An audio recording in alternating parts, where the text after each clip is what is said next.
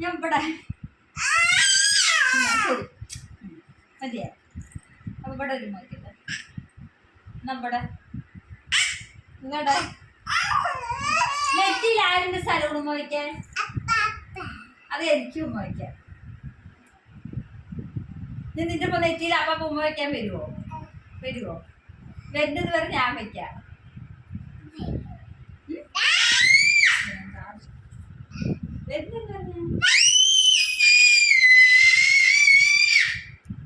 കവിളായിരിക്ക ഈ കവിളായിരിന്റെ